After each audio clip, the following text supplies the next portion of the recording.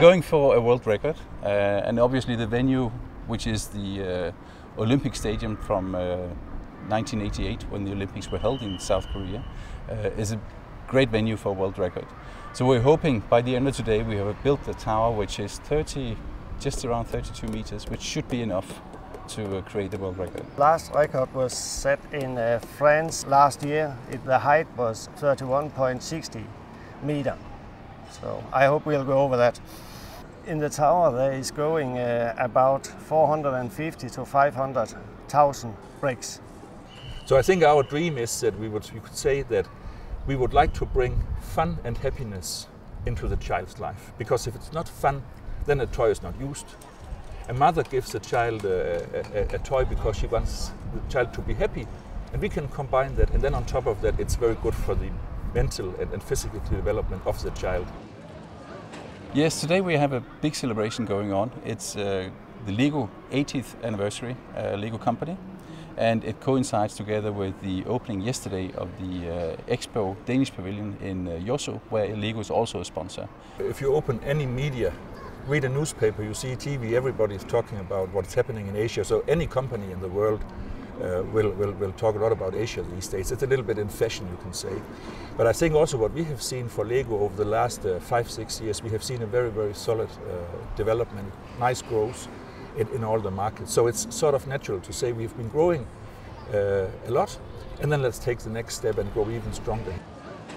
So up through the 60s, we built the Asian market via distributors. So when we came to the end of the 60s, we had distributors in all Asian markets where imports at that time was possible.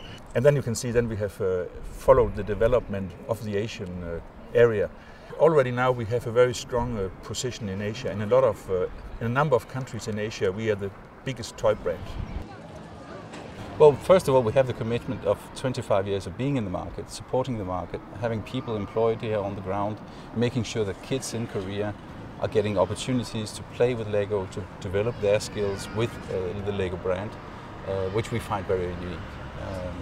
And then on top of that, I think the commitment that we have 25 years in the past will also continue very long time in the future.